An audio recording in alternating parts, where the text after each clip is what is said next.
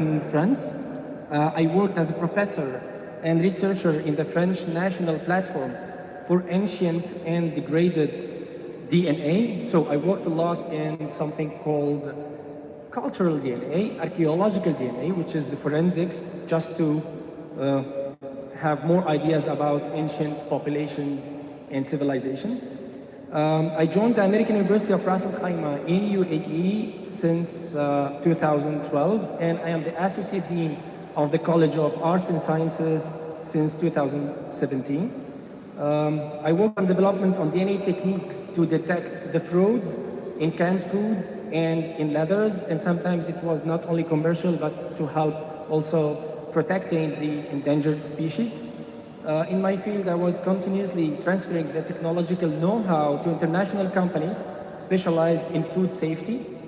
And in collaboration with Hermes, you know, the famous leather company, and the National Museum of Paris, of Music in Paris, I worked on the restoration of the last conserved copy of a grand piano made by Sébastien Erard in 1802, which is the only remaining copy equivalent to Beethoven's grand piano. In this project, my mission was to identify the species origin of ancient leather and glue based on DNA techniques using state-of-the-art DNA barcoding techniques. And then I worked on the development of novel biophysical methods to detect DNA without enzyme amplification. And we've heard a lot, unfortunately, because of COVID-19, we've heard a lot about PCR, and we had to do PCR every day. PCR is the most important technique in biotechnology, but we were trying to develop a physical PCR. It's like a quick DNA barcoding. And then currently I'm working on 3 projects related to genetic profiling in soil microorganisms with potential to produce some biofuel, what we call it the next generation of biofuels. The session will be run in this way. We had a discussion before, and we were trying to benefit from our time to ask the most important questions that can help us, that can help the audience, and then help the decision makers to support the technology transfer. So for each of the questions, I will start with the best fit who can answer the question. So I will start with the question number 1. And this, I would like that Mr. Amin to answer it first, and then all of us will also give ideas. First question, as we are discussing the roles of the government to help accelerate the technology transfer, we should think, first of all, about the best ways to encourage and attract the private sector to develop ideas and to patent innovative technologies, and sometimes to patent even some methods. And in your opinion, what are the ways or the best new ways of partnerships that should be implemented by the government that can motivate you as private sector and therefore accelerate the technology transfer? Thank you, Dr. Maxime, and allow me to thank His Excellency Hussein Mahmoudi for organizing this event, and the Sharjah Research, Technology and Innovation Park for hosting us today. It's a very complex question, but let me simplify it. And I also want to thank that this panel is happening after lunch, so let's hope that we actually going to make you get interested and wake you up after the heavy meal. What is technology transfer, or transfer of technology? Let's put it that way, and then I will highlight and what is the role of the new role of partnership between government and private. But to put it in very simple words, it's a transfer of ideas into opportunities. Now, where does the idea start from and where does the opportunities land is a completely open space. Does it start from universities, from R&Ds, from private sector or government sector, and does it land in one of these options as well? That is a transfer of technology. If you remember, actually not very far, not so many years back, I will speak from my perspective, from the government aspect previously and now into the private. The role has changed when it comes to openness in technology transfer. In the past, governments used to basically love to own the technology that they develop. They used to own, we go far in owning even the source code. And it lays there for so many years without any improvement that's happening on it. No innovation, no R&D, no even monetization of the development that happened. And we see this changing. We see this awareness is basically growing up in the new model of partnership between government and private. We see the awareness is there in terms of taking the efforts that's being done in development of their products to the monetization side. And this is where we come as Sahab, and I classify ourselves as a growing organization.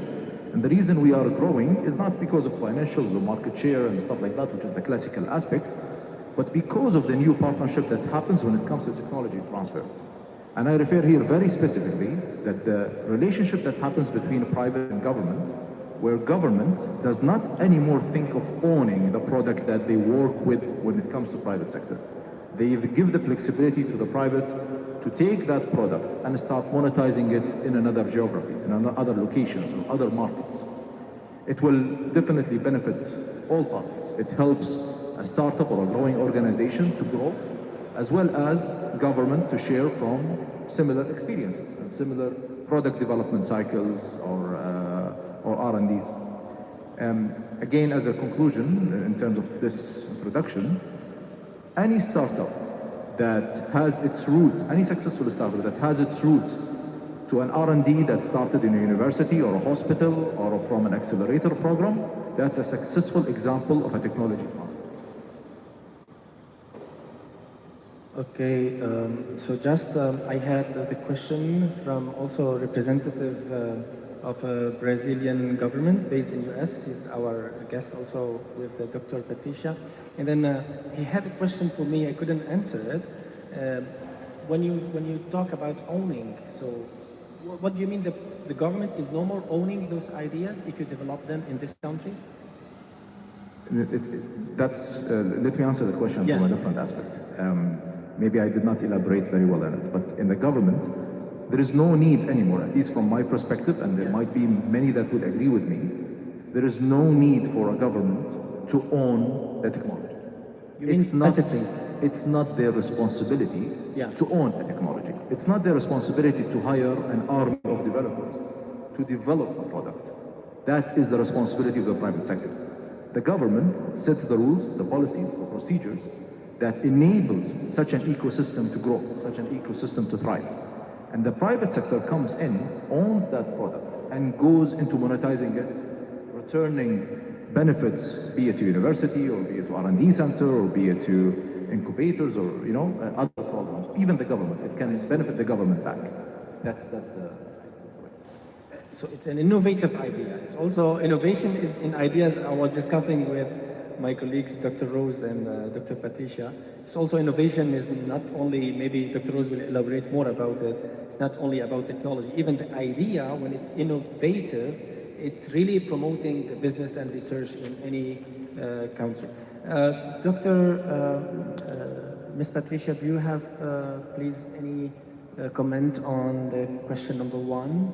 Especially you are representing the government. Sure.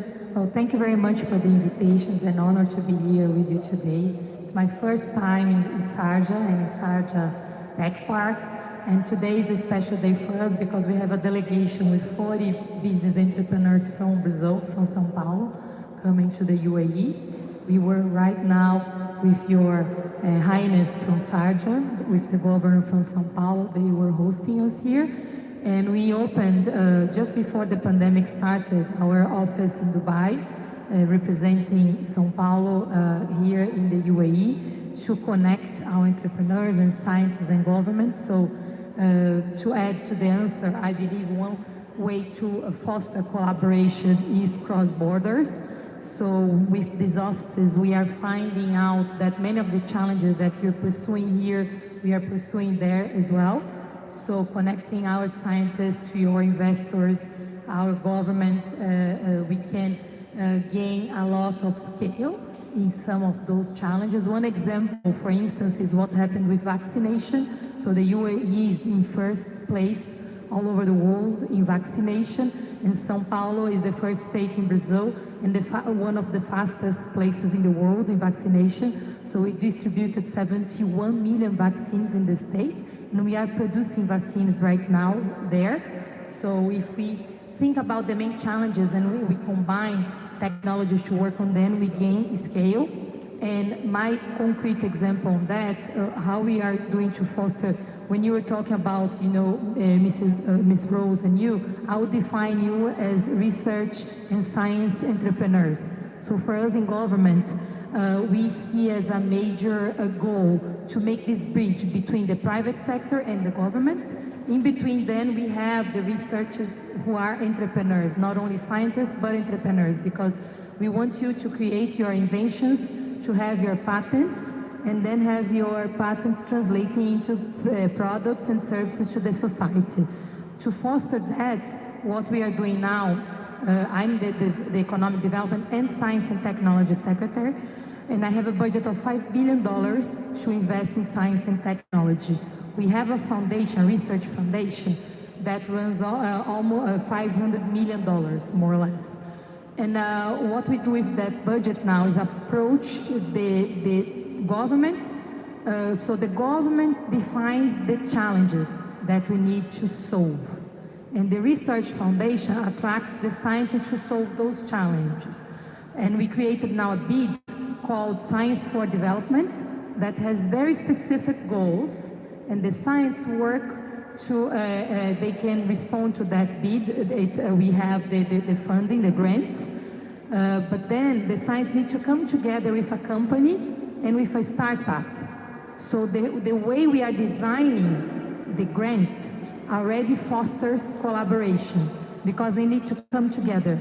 A group of scientists together with a big corporation and a startup in this specific bid.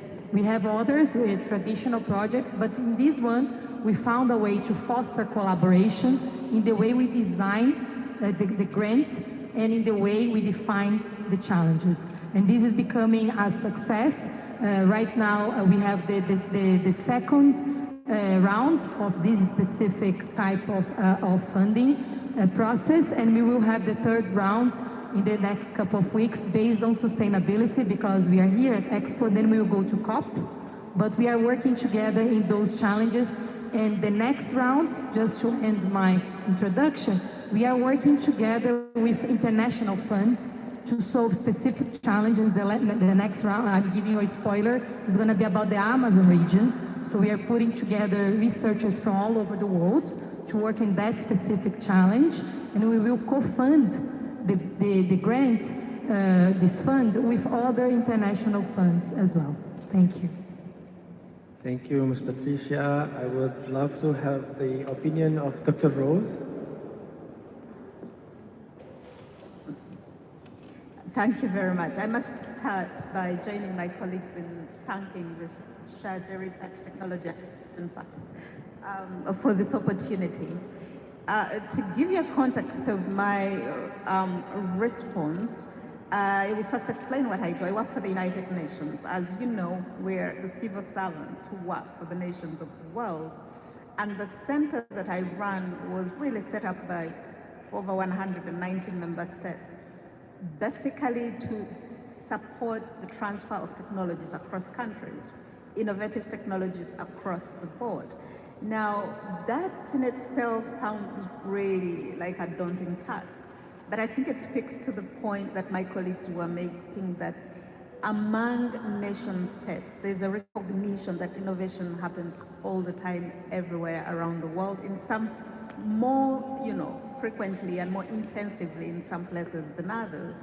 And so how do you promote shared learning, and how do you promote shared technology transfer, especially in common challenges? Now, we focus specifically on what we call environmentally sound technologies or sustainable technologies within the context of the UN.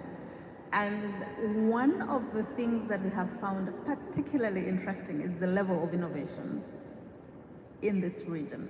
or I should say the UAE, in terms of sustainability in areas like energy, but also water, because we're looking at issues of efficiency, but also access. How do you access energy to large populations in efficient, effective ways that enables industrialization, urbanization, and mobility?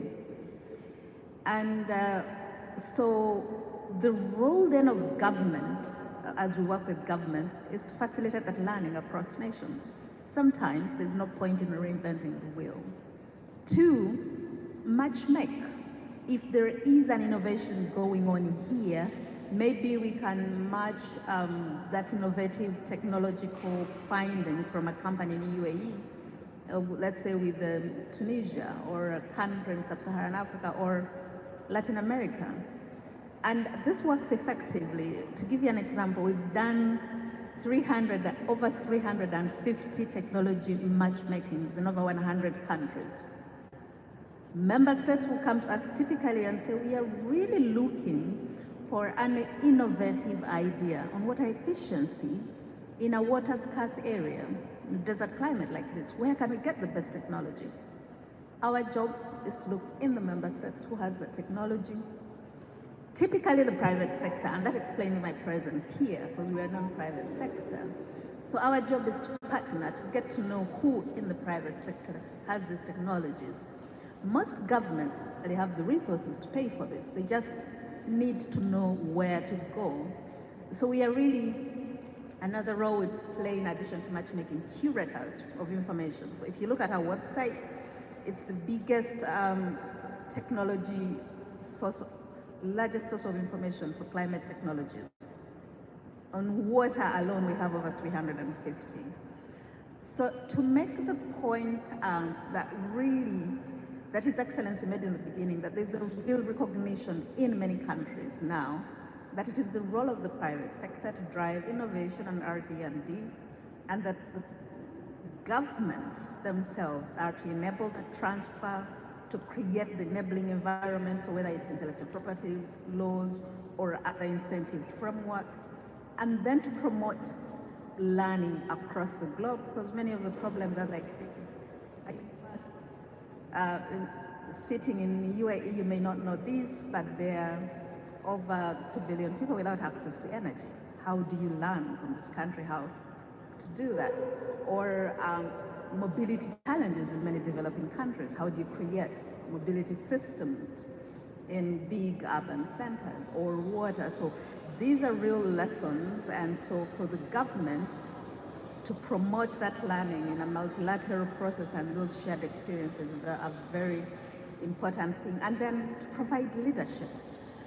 So for this region, we see the UAE are providing leadership in this area, and so for us, lessons to take to share with other countries on how leadership in the area of innovation and RD&D, especially in the sustainability area, can really enhance the quality of lives and jobs.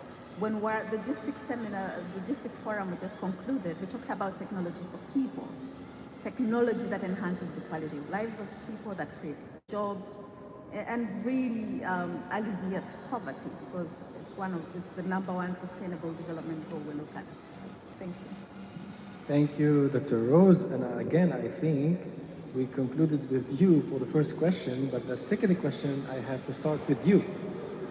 Because I'm sure you have great ideas about this. The second question, if we think about innovators, and when I say innovators, it doesn't mean university researchers only.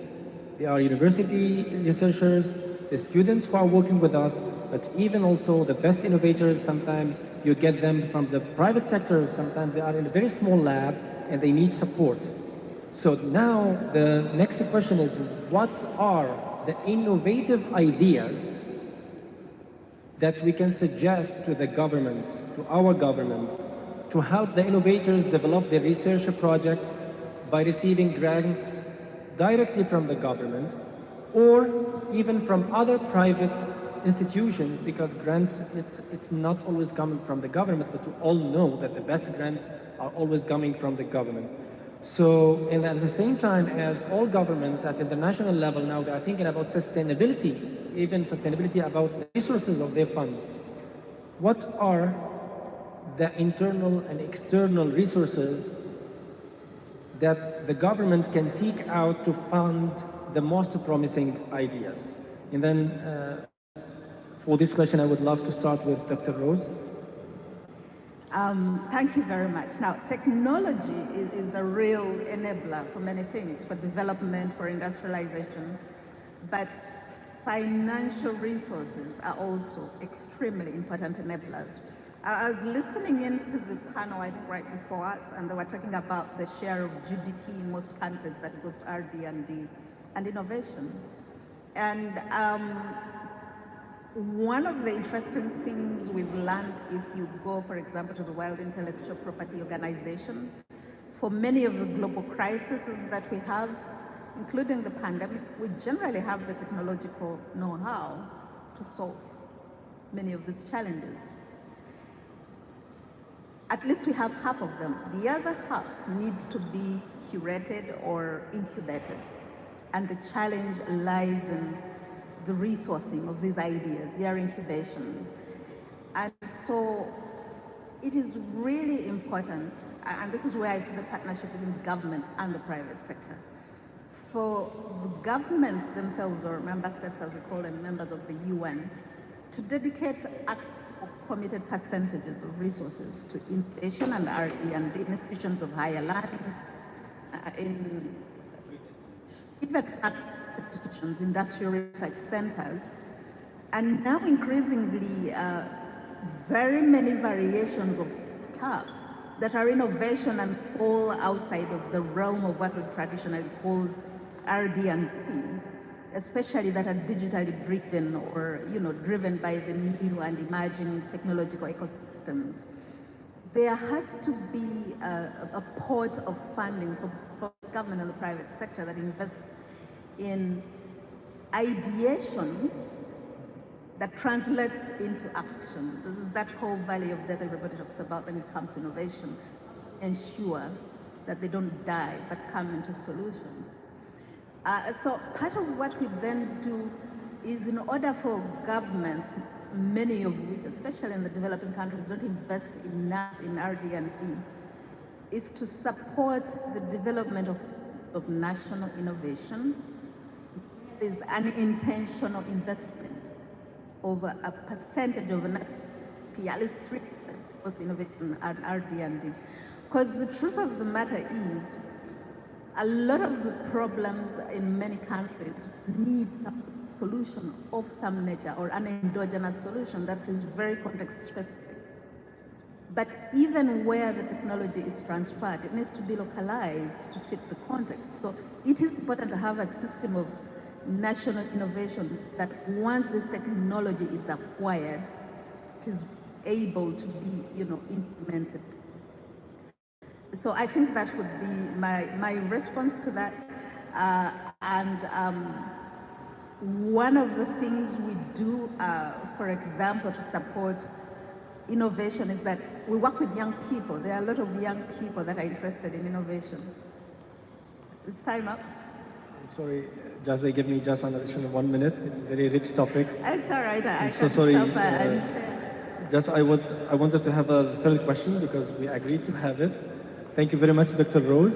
And the third question will be mainly for Ms. Patricia as representing the government. Other than innovative forms of partnership that we talked about it in the question 1, and other than the grants to support technology in the question 2. Now, what are the challenges? And then you said this by chance when we were talking, you said you're assessing or you are evaluating, you are identifying the challenges of researchers and innovators. So what are the main challenges that you think researchers in your country are encountering and how you can help them? So today I'm the Secretary for Economic Development, Science and Technology in my state, and I'm the President of the National Council for Science and Technology. I see that the challenges that the researchers are having in my country are very different from my state. In the country, the budget for science technology today is 1/3 of what it used to be 2 years ago. In the States, the budget's 40% higher than it used to be 2 years ago. In the pandemic, we saw that there were two types of countries, nations, the ones committed to science and technology and the ones that were not. And because of the challenges, the economic challenges that we are all facing, we could see that some countries took a bold decision to invest more in science and technology and others not. And I believe that the budget needs to be guaranteed by law. So this to me is the first thing that I would do always, and that's what we did in the state of São Paulo, and that's why now the budget grew. So we have a 40% higher budget 2 years after, so at the end of the pandemic. The other thing that I believe that the researchers need, we need to invest more in projects with TRL between 3 and 7, because the basic research is done by the universities, whereas the research, the market research is done by the private sector. But when you talk about high risk in the Death Valley, you need a commitment to invest more in those types of projects. So we now have a specific grant that guarantees investments in the researchers that are already becoming entrepreneurs. So we invest in the enterprise, not only in the researcher, and it's almost like a non-refundable credit line for companies that are investing in science. So this is the main area that we are investing now to help the scientists become also successful entrepreneurs. Thank you, and thank you very much for the invitation again. Thank you very much, and again, we would all love to thank this Innovation Park for this nice invitation and very fruitful topics you're offering. And would like to all of us thank His Excellence Dr. Hussein Al-Mahmoudi for this nice opportunity. Thank you very much.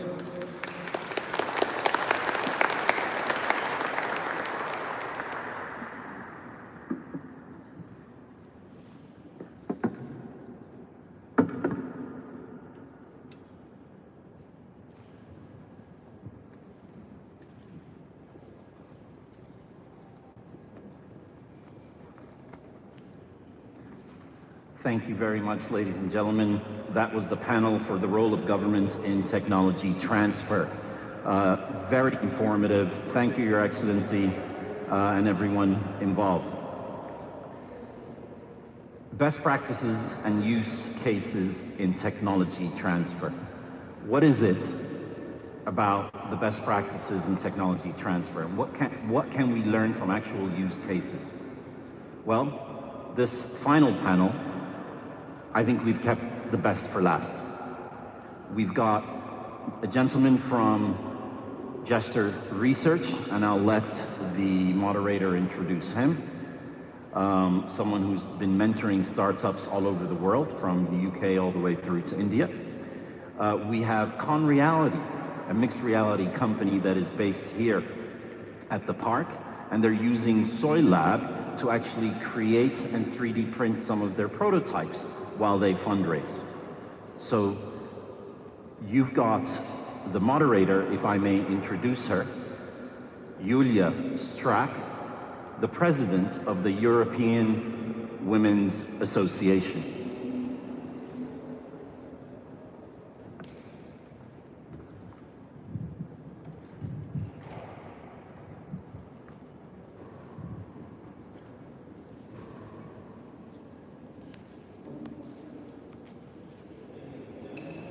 Strack.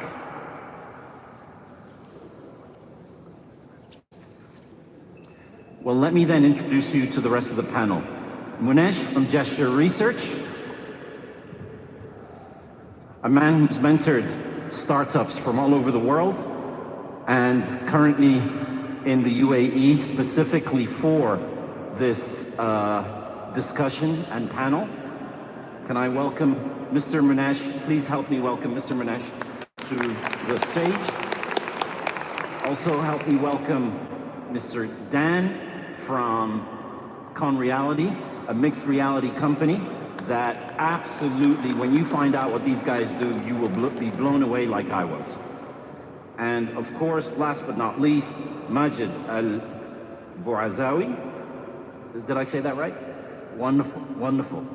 Now, Majid is the IFIA Executive Committee member. These gentlemen are going to talk to us about the use cases in technology transfer and the best practices. And while we wait, gentlemen, can you grab your mics and introduce yourselves while we wait for Julia Strack to join us? So good day, ladies and gentlemen. My name is Danke Morny, and I am the CEO of Conreality.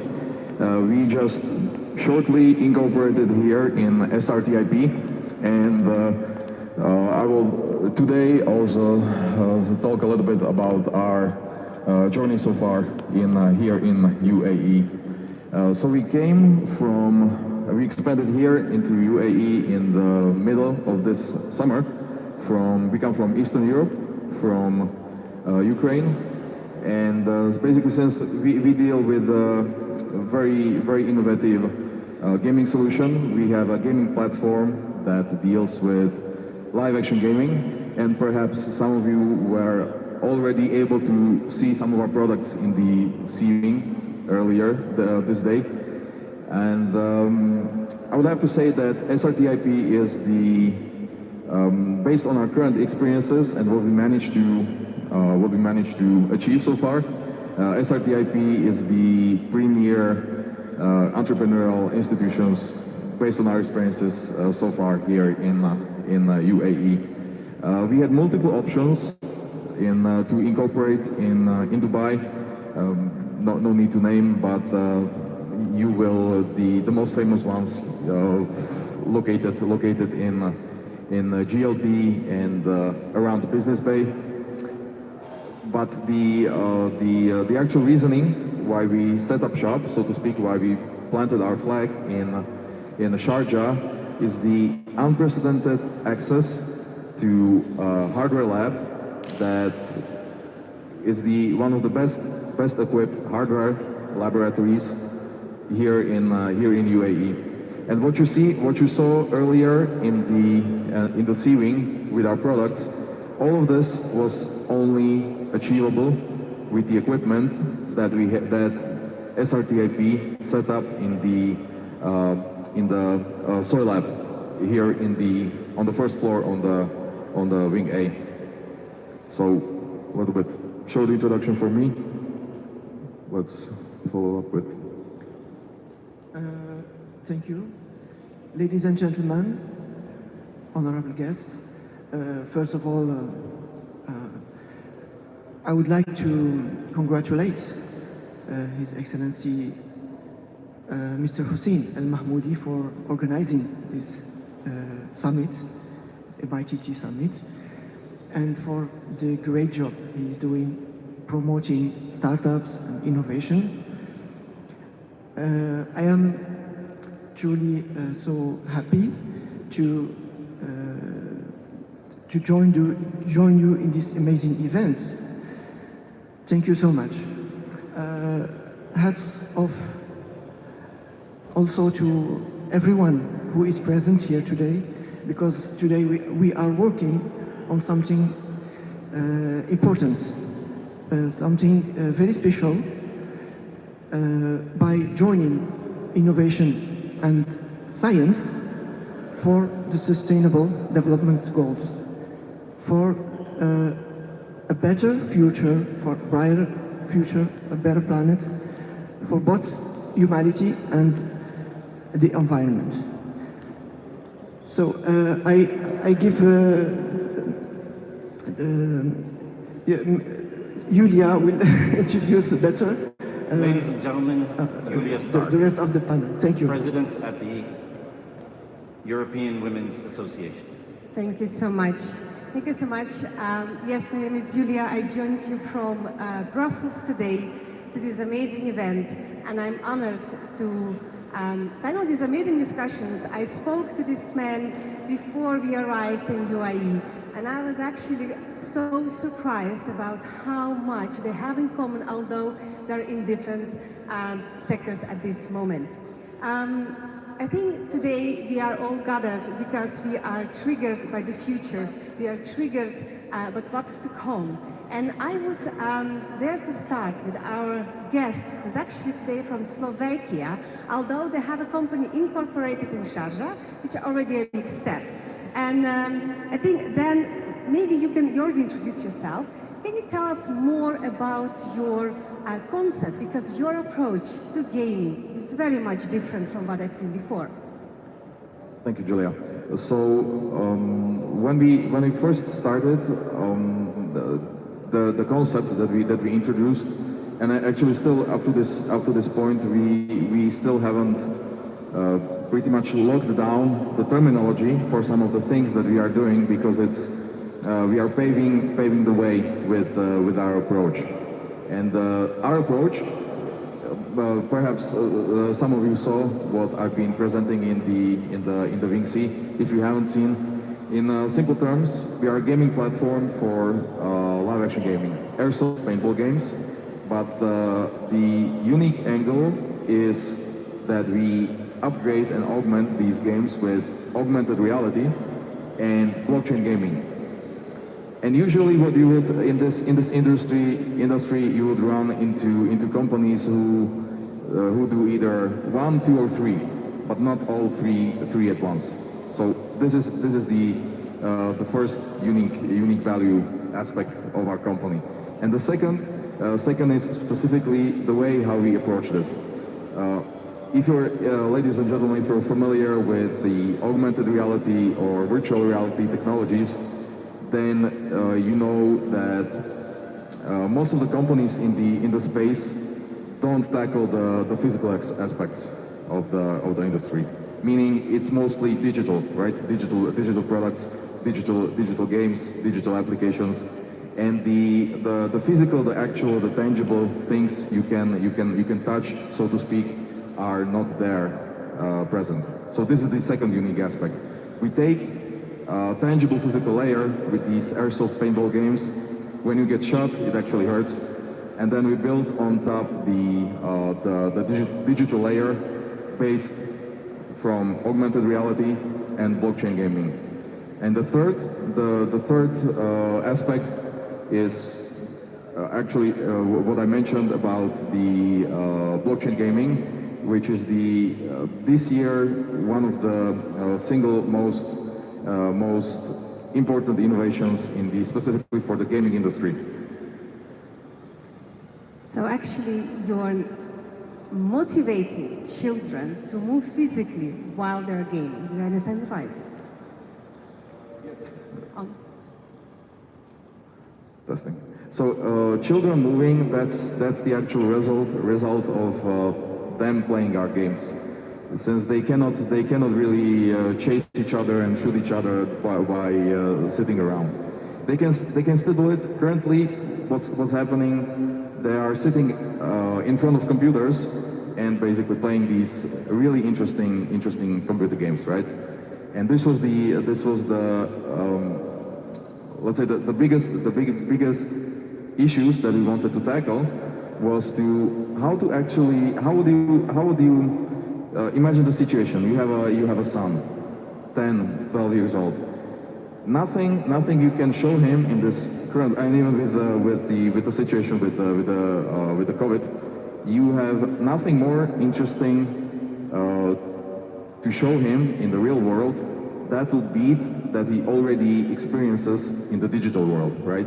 These, the colors, the sound, the action, the gaming models, the friends is the huge aspect. Now, again, thanks to COVID, most of the kids don't get to have their social contact as before the pandemic, right? So when we were starting, the pandemic wasn't of course the pandemic wasn't around. And we weren't expecting anything like this to happen. That we'll be locked down in our houses and apartments for more than a year for some, right? So right now, as we are experienced, most of the world is already vaccinated, and we perceive this is the best time to introduce back the liveliness into the lives of children. Thank you. So you make the real life a little bit more interesting for the kids. Thank you so much. Make the reality less boring. You can say it like that as well. Thank you so much, Dan. Well, let's go to next speaker, Munish. He joined us from India, and his story is amazing. You really should Google him, and his achievements are great as well. Munish, we recently spoke about the emergent tech, and I was wondering, is it like the VR and the ER sector you're working in? Is it just like a fancy tech, or does it really make an impact? And maybe you can give us some examples of that as well. Thanks, Julia, and I haven't got a chance to introduce myself. Assalamu alaikum. My name is Munish Dhiman, and I'm the founder of Gesture Research. And very fortunate to be on this panel with Majid and Dan and Julia. If you ask me my real introduction, I would be somebody who is showcasing my inventions at Majid's event. So I'm an inventor by instinct. I've always looked at doing something which is new. Since the childhood, when I was a kid, I was not interested in the toys that I had. I'll tear them down, make something new out of it, and showcase it as an innovation. And then, I became an entrepreneur also by selling those fancy toys, which I modified from the toys that I got, trading them for another toys that I can get from kids, and then modifying it. So to say, I'm a little blend of innovation plus entrepreneurship, I got a chance to work with UAE on multiple assignments. I'm a mentor at startup boot camps, Dubai Smart City Accelerator, their FinTech Accelerator as well, and I work with a few more innovative accelerator programs and startup support programs across the world in UK, in India, and in Russia. So that's my little introduction. So coming to the specific question that Julia asked about AR, VR being fancy. Yeah, it's fancy, we already saw one great example about which Dan spoke. Kids are not moving around these days, and that's a big problem. How do we make them moving? AR, VR can play a big role. If you talk specifically about AI, I mentored a startup at the Dubai Smart City Accelerator program. They used AI to build chatbots which can really solve real-life problems, can help governments to listen to their people and make decisions which are delivered much faster and much effectively. And that startup flourished very well because it's solving a real-life problem. And this takes me back to, again, I'm a little storyteller, but I come from the community of engineers. My father, forefathers, and everybody from our clan were engineers. And one day I was sitting with my grandfather, and we were speaking about innovation and technology. He said, anything that you do, if it can help one person, that's amazing. And if it can save a life, you have done your part. So that's what I look at in everything I do. If we can, with technology, yes, it's fancy, but it's necessary as well. And the way I look at technology is how impactful that is. Recently, we got a chance to work with one of the hospitals, and we did a surgery where the expert was sitting at a central place, and the surgeon, who is not a highly skilled surgeon, was sitting at a different place, and we were able to help them with mixed reality to perform a surgery where the expert sitting here was helping another surgeon, which was a junior surgeon, to perform the surgery step by step by the use of mixed reality. And that's what was amazing. I could see a person's life getting saved in front of me, and I was present in the surgery room at the remote location. I was seeing that happening in front of me, and I was really satisfied. And that's what I look at. So, and this is one example where technology fitted in and helped to save a life. And if you save one life, that's amazing. And if you're able to make an impact to the lives in the world, that's something that we look forward to. And I'll take a little longer. I'm really excited to be here to see what we are doing here in Sharjah, and thanks for the leaders here to support this innovation and research park. It's some of the things that will take us a very long way in future. Thank you so much. Thank you so much for your great story, Munish. And technology does save lives. And we are at a stage where it's not about gaming only, but we move towards more sustainable goals with technology. And that's what I see in every story of yours.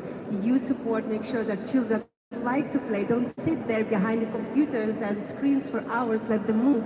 You make sure that lives are being saved through the VR technology. Well, let's move to Majid. Majid joined us from Morocco, and he is actually an inventor. And when we spoke before, you told me about these beautiful inventions, but also the challenges you had getting to this certain stage. So maybe you could give us few examples, 1, 2, or 3, if you've got time, of your personal inventions and the journey you actually had in the last few decades. Okay, thank you, Julia. To quickly introduce myself, I am an inventor. I started inventing since my younger age, when I was around 12 years old. But officially, I applied for my first invention patent when I was 20 years old in 1997. It was a long journey, a long and very challenging journey.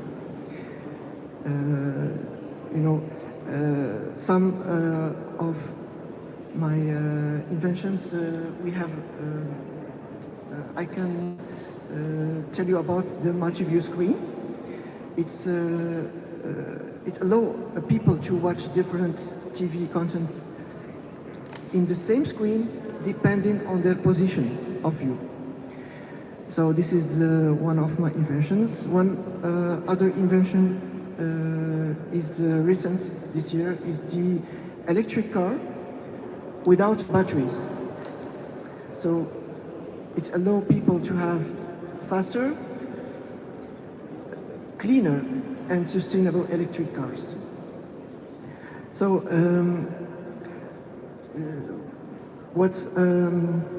I can also say that in parallel to my work for my inventions, I also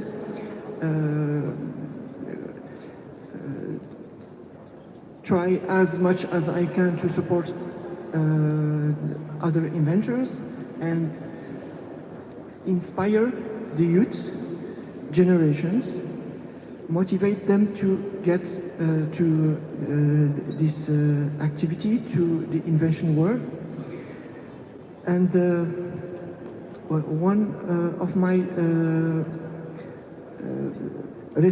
most important projects in doing this is the Innovation Week that I organize every year since many years. This event allows me to disseminate the culture of innovation among the young people and the general public, but also to inspire the general public, the youth, to inspire them by confronting them with other inventors, by presenting inventions to them, to get inspired, to get motivated. And also, these events allow me to, it's a way to celebrate and to promote innovation, because we have to celebrate from time to time. We have to celebrate our achievements in innovation by delivering awards and prizes to most deserving innovators. So we are trying to do this every year because it allows us to evaluate the innovation ecosystem regularly and try to find weaknesses or improvements, ideas, and then to make action plans depending on that. So it was a very long journey of more than 23 years in this field. Thank you so much, Majid. From recent interviews with you, I remember how much you do for the youth. I know how much mentoring programs you do internationally, from Morocco to Russia to UAE, you name it. And that's something that unites all three of you. All of you guys are quite active, involved, and in supporting the youth in the next generation development. But let's go back to that. Maybe a question that we cannot really predict, but still, if you speak about gaming, how do you see that evaluating? You spoke about maybe Bitcoin, cryptocurrency. Maybe you have some visions, not only for your company that is incorporated here, but also in general. So, where we can already see this year the development in the gaming going is what's known as play to earn gaming model, and it has been popularized by a crypto game or blockchain game called Axie Infinity, and it's already we have statistics from countries like Philippines or Cambodia, where playing an actual game can make you living that's higher than the average salary in those specific countries. And this is something, if you're familiar with the gaming industry, this is something incredible, because this is almost something like a holy grail of gaming. People tried to achieve this for, well, basically since the advent of modern digital gaming, somewhere at the end of the 80s. And now finally and I would have to say that the corona, unfortunately or fortunately, was also a disguise a blessing in disguise, since it accelerated a lot of these basically a lot of the technological research and breakthroughs in spaces like that. The other very famous example, or a very known example, is the amount of VR headsets sold pre versus post pandemic or during the pandemic, which is the development cycles shortened immensely. Basically, something what were before pandemic, what was expected to take 10 years, took suddenly 2.5. And things like this, well, this was one of the biggest and unexpected breakthroughs in gaming in the past year or so. Well, pandemic had their challenges globally, but we've seen in technology it often had breakthroughs, especially in the healthcare industry, in gaming, and we see the statistics confirming that. Well, maybe Munish, we spoke about the future of tech, about emergent tech. How do you see the future of emergent tech, if that's a correct question to ask?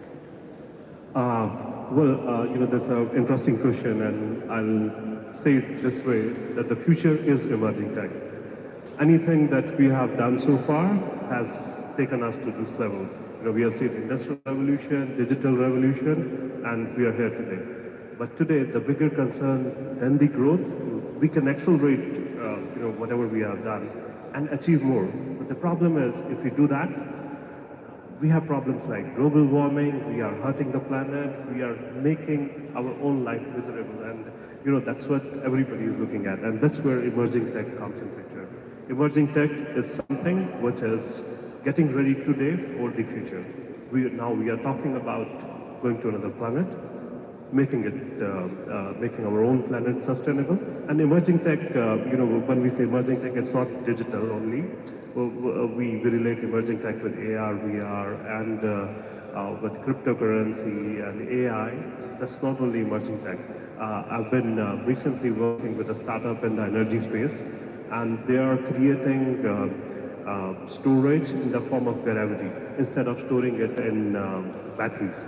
So that's more sustainable and long-term. A battery life is maybe 5 years, 10 years, but if you have a gravity-based storage, that can stay for 100 years, 500 years, because it doesn't have any kind of things which degrade when we go forward. And specifically, if we look at the region, that's an apt fit for it, because here, due to sun, we can't have batteries exposed outside. But if there is something which is storing the energy in the form of gravity, they have a very simple physics-based solution, but that takes us a long way because we're looking at the future with something which is much more sustainable. We are not talking about making a living for 10 years, making our world livable for 10, 15 years more. We are talking about hundreds of years so that we can become more sustainable. We can hurt the planet less and we can make more out of it. And the very intent of emerging tech is the same. With AI, we are learning things that can protect us from the hazards that we have created from the old tech that we had, the engines and everything. They have taken us to this level where we can now think about optimizing and going back and fixing everything which was wrong with the old technology. So yeah, the simple answer is the future is emerging tech. So if we do emerging tech, we will have a great future. Beautiful. Thank you so much. Well, the same question to you as well. We recently spoke about the challenges the inventors have. The journey is long and the investment happens only at the end. About how do you see that future of inventors? And what is the solution according to you? Yes, thank you. Well, a good question, because when you ask investors or other companies, whatever, everyone is looking for inventions which are ready to get to the markets or to be industrialized. However, this means those inventions must be in the deployment level.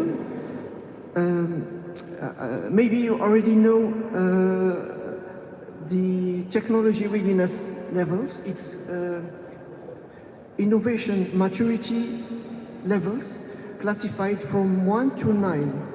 So deployment levels are levels from 7 to 9. But we have also research levels from 1 to 3 and development levels from 4 to 6. So in my opinion, if we want to have successful inventions, successful startups, we should prepare efficient platform for innovators, whatever was their level of maturity regarding their inventions. If we succeed to do like this, we will accompany the right way innovators to get their startups successful. This is my opinion. Would you like to add something? I think all three of you are, as I said earlier, quite involved with supporting youth. And as a female entrepreneur, I often focus on SDG goals, on sustainability. What I've heard today, all three projects have a very clear sustainability lens to it. We've got another small 5 minutes, and I would love to, maybe you could share more of the tips of advice that you would give to maybe startups here, how to focus maybe even more on SDG, what is the impact of technology towards sustainability? A few examples maybe, or a few examples from the past. For our use cases specifically, it will be definitely the concept known, if lots of you will be familiar from software development, open source. And what open source stands for is that a lot of our products from on the hardware side and some of the software doesn't actually come with any licensing whatsoever. And the point in this is twofold. We are not really interested in the traditional business model in having licensed software that is licensed software and licensed hardware. And the reasoning is extremely simple. When you when you put something behind the log, the less people have access to it. And these days it's much more important to generate users, and specifically for our project, developers as well, because we want this isn't something that our products aren't something that will be developed in some sort of factory. Most of our products are used by gamers, hobbyists, people who have 3D printers. And as Julia already mentioned, 3D printing is one of the portion of the sustainability cycle. A lot of materials for 3D printing are from recycled plastic, for example, from tree materials, bioplastic, and so on. So the first would be the open source approach. Try to make the product as open as possible. The old thinking, the old business thinking is, okay, like here's my product, here's my service. Now, how much money can I get from it? The new model would be how far can I not actually make money from our products and services while still have a viable business, while still being known as a traditional business. How can it's not about profitability first. It's about chasing the user acquisition. Users come first, and based on users, you build your platform on to the next steps. Thank you so much. Thank you, Manish. Yeah. So sustainability, it's talk of the town now. But when I look at sustainability, it's more about the culture and the thought process for building any product. So as an entrepreneur, the first thing that will come to me is the profit. But what I'm hurting is something that we miss out. If you look at engines or if you look at anything that we created in past, there are things in which that angle was missing. So whenever we create something which is sustainable, we should look at two things. Of course, our profits, how it's going to help us to build something, but what is the impact that it is creating to the environment, to the society, to the people who are going to use it. So if we look at that very clearly, we can build long-term solutions. And our plan should be not immediate profit only. Our plan should be a sustainable growth, and we should look at a longer horizon than the immediate growth. As startups, we are known for growing very, very fast, scaling very, very fast. We are agile to do it. That's wonderful. But that being said, when we go to a certain level, there should be a trajectory for 50 years, 100 years, and we should look at things that will impact the world and how exactly that impact will create the influence on the society that we are living in. If we look at that very clearly, we'll be sustainable for much more time.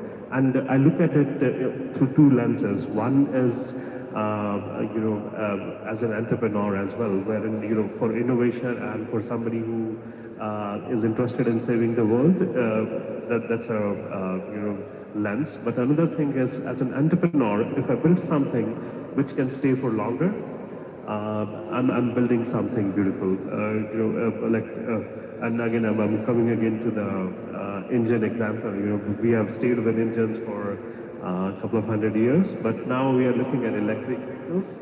We are looking at sustainable vehicles, which will go much longer than the engines, because one thing is the fuel efficiency will improve later on, and we'll figure out ways where the sustainable mobility will thrive, and the cost of building it will be much lesser than how we do it, and we are using renewable energy resources which are available for a much longer time than the resources that we use today. So as an entrepreneur also, that's something that we should look at, which can bring a business model which can sustain for a very, very long time. Beautiful. Thank you so much. Completely agree. A few words from you, Majid. What can I say? if we look at the Sustainable Development Goals, there are 17 goals. However, if we look at the interactions between them, we will find, in my opinion, that if we want to make our activity have powerful impact,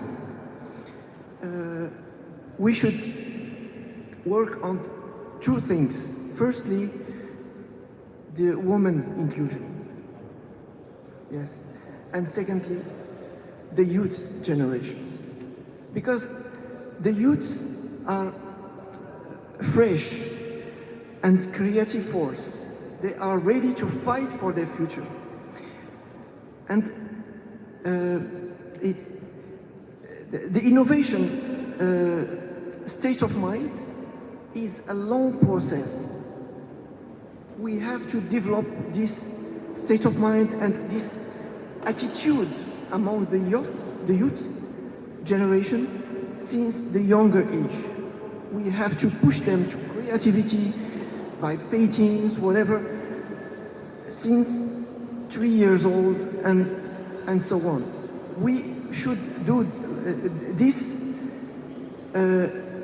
permanently, because it's never enough. Thank you so much. It's never enough. And diversity, well, that's number one, I think, goal of our association in Brussels as well. So thank you so much, guys, for your inspiration, for sharing your knowledge, being very practical and precise, so even not techie mind can understand what the impact all three of you actually create on this society, and not only on UAE, but actually internationally. My name was Julia Stark, and I was happy to be your moderator. Thank you so much. Thank you as well. Thank you everybody. Thank you very much for your attendance.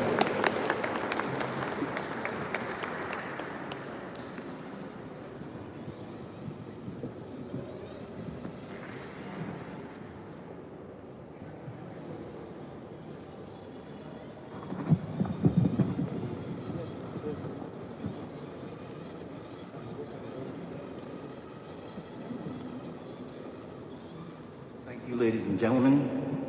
Thank you so much for joining us. We have had a huge day. We are now going to hear from a prolific speaker, a person that gave me his card earlier, and I'm trying to find it. Mr. Dirk, who comes to us from the Flemish Research Technology Institute, or something similar to that, okay? Please help me welcome Dirk. He's got quite a few things for us to say, all the way from Belgium.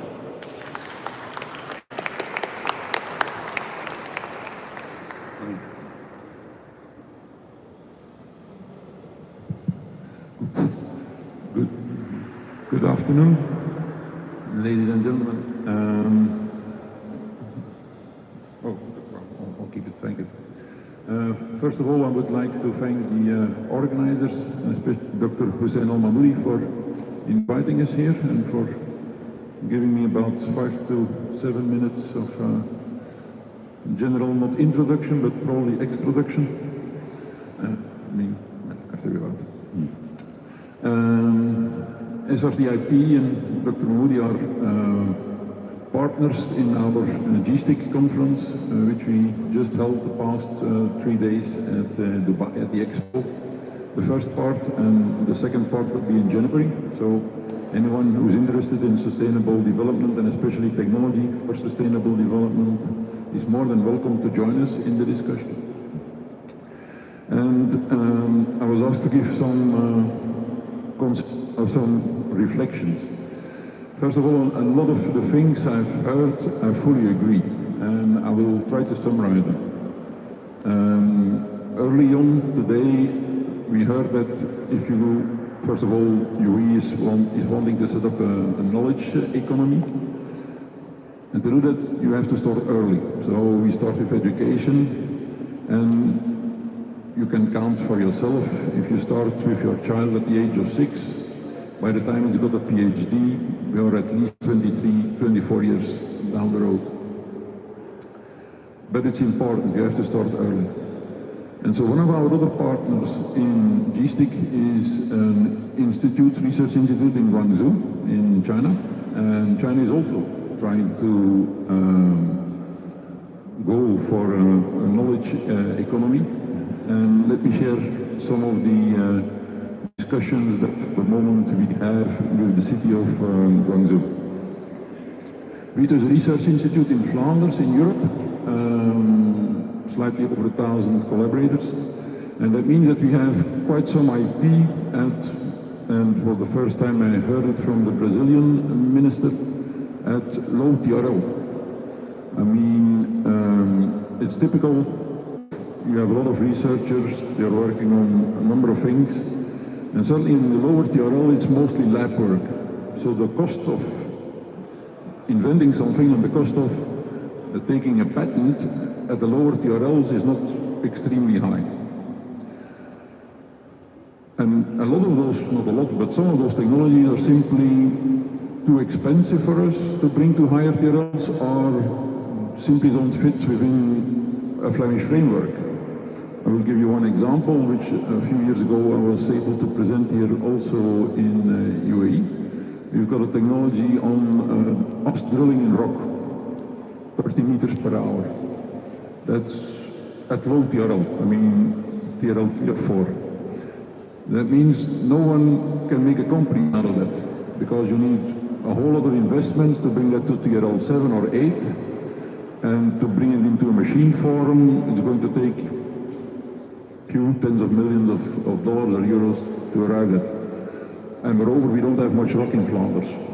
So, but, you know, we have it. So it comes China, who is setting out for a knowledge economy. And basically what we are discussing right now is a 100% daughter company to be set up in the city of Guangzhou, financed 100% by the Chinese, where we bring low TRL IP, for which there's no money or not much interest in our part of the world, to China as background IP. And the Chinese then finance the fact that we will have to look for about 300 scientists and academicians and researchers to bring it to higher TRLs over a period of 3 to 4 years, with the clear intention of then setting it up as a company, licensing to Chinese companies, or setting up a startup company in China. And so the KPIs for that institute, or the money is linked to the KPIs. And we are discussing for the moment 7 to 8 different low TRL IP to be transferred. And that is a fast way to kickstart your knowledge economy. Because you need time for all these people to graduate, to get a PhD. You can't wait 25 years before they have the PhD. And in the meantime, there is around the world a lot of knowledge around, which don't serve in their country of origin, simply because, you know, people find out, and which is very valuable in other regions of the world, all within a sustainability context. And so this is just one example, I think more or less summarizes the entire event of today, where you go from education over lower TRL to higher TRL, and ultimately to research it, because the last thing I want to say about that is that it's easier in Dutch than in English. In Dutch, a researcher and an entrepreneur, the Dutch word for that both starts with onder. One is the onderzoeker and the other one is the ondernemer. Both start with under. And my statement is that is also the only thing they have in common, half of the name. Because from psychological research, it turns out that what makes you a good researcher will almost by definition make you a bad entrepreneur. Because the entrepreneur is risk averse, And the other one is not so much loving risk, but at least he must be able to deal in a sensible way with risk. While the researcher tries to avoid as much risk as possible by almost looking deeper and deeper into the problem, at a certain moment the entrepreneur must jump. He must jump sensibly, as we heard this morning, with not too much money, but he must jump sensibly, while the researcher never jumps. The problem is there and he can continue his research. So it's much better to transfer it and find people who are willing to adopt your technology than trying to make an entrepreneur out of a researcher. The latter is almost certain to fail, and this first one is almost certain to succeed. So with these words, I'd like to conclude. Mr. Senna, thank you for giving me the word, and it was a very nice conference meeting today, and the final word is yours. Thank you, Derek. And we are very proud of our relationship with Vito, which we started a couple of years ago. And of course, for research institutions and for technology partners to start this, the whole idea itself is an innovative idea and a challenging idea. So this is something that we are very proud of to have with Vito. We collaborated on their conference in Expo. This is also a collaboration with them as well, and we intend to do more. We are also looking at some research activities that we can do and commercialize together. My note really was to conclude this event and say thank you very much for being with us here today. I hope you enjoyed the event and you found it fruitful. It's been a really a very insightful day for all of us, I'm sure. I would like to thank the team who worked on putting this together. Of course, our amazing MC Talal Thabit. I'd like also to thank my team, Naziha, Yaqub, Amir, and everyone who put this whole thing together, Tiago, and everyone who really put this event together. We do these events internally for a reason, because we have to behave as a startup, and we have to live the startup experience. That's why we don't hire external companies to do it for us. So I'm very proud of the work everyone is doing, and I thank them for this. I also would like to take the opportunity to thank our speakers, very special speakers who were with us today, from the ministers to the different companies and individuals. This topic is a very challenging topic for us here in this region, because this region is not used to deal with technology in a way that it really creates economic impact and creates new opportunities and creates wealth for everyone. And that's why we believe at SRTIP we have really a great chance to make this opportunity happen, thanks to the leadership of this city, His Highness, the ruler of Sharjah, who is himself as an intellect with 2 PhDs, and who himself understands the science and the knowledge. So for me, it's a big help, both like him, who understand what we are doing, and making every resources available. So the day was really an amazing day. I'd like to thank everyone for being with us here. I'd like to thank the teams there. I'm sorry if I mentioned some names and not others, but really thank you very much for this day. I hope you enjoyed the day. I hope you met new people. I hope you maybe done a little bit of a new business as well. I like to thank also Majid, who was traveling from Morocco all the way to Morocco. I didn't see him. I didn't even speak to him for being with us here. And I hope to see you again at some of our events. I think we are doing a lot of exciting things here. I hope you saw some of the work that we are doing here, but really there's a lot of exciting things happening here, and I think the future is very bright at this park.